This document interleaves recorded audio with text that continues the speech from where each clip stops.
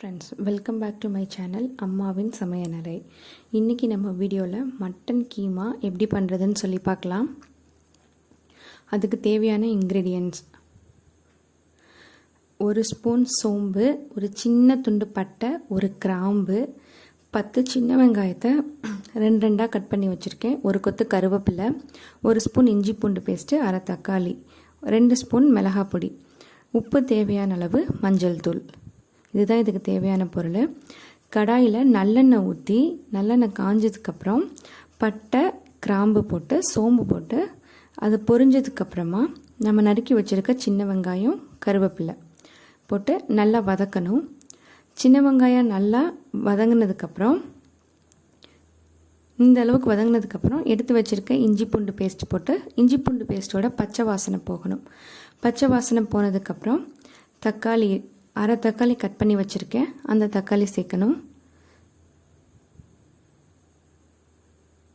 தக்காளி வதங்கினதுக்கப்புறம் அரை ஸ்பூன் பெப்பர் பவுடர் போடணும். மிளகுத்தூள் அரை ஸ்பூன் போட்டு நல்லா பரட்டி விட்டுருங்க.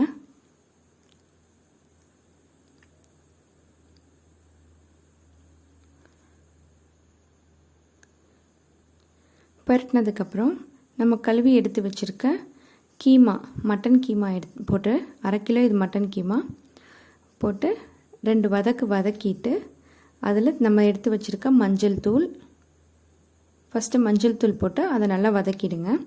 வதக்கிட்டு மிளகாத்தூள், உப்பு போடணும்.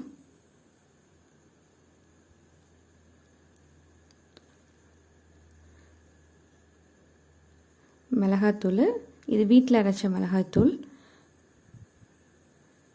உப்பு தேவையான அளவுக்கு உப்பு போட்டு வதக்கிட்டு ஒரு நிமிஷம் அளவுக்கு வதக்கிட்டு மட்டன் வேகிற அளவுக்கு தண்ணி, நான் ஒரு 3/4 டம்ளர் அளவுக்கு தண்ணி சேர்த்துருக்கேன்.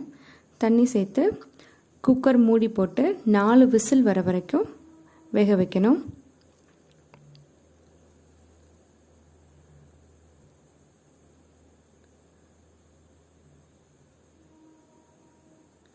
இப்போ விசில் வந்ததுக்கப்புறம் எடுத்து பார்த்திங்கன்னா நல்லா மட்டன் வெந்து நல்லா நம்ம ஊற்றின எண்ணெயெல்லாம் நல்லா பிரிஞ்சு ரொம்ப நல்லா வெந்திருக்கு. அப்போ திருப்பி ஸ்டவ்வை ஆன் பண்ணி நல்லா வதக்கிக்கிட்டே இருந்தோம்னா இன்னும் கொஞ்சம் நல்லா சுண்டி வரும். பார்த்திங்கன்னா நல்லா சுண்டி சூப்பராக ரெடி ஆகிடுச்சு. அவ்வளோதான், நம்ம மட்டன் கீமா ரெடி ஆகிடுச்சு. கடைசியாக அரை ஸ்பூன் மிளகுத்தூள் மட்டும் போட்டு ஒரு 2 பரட்டி இறக்கிடுங்க.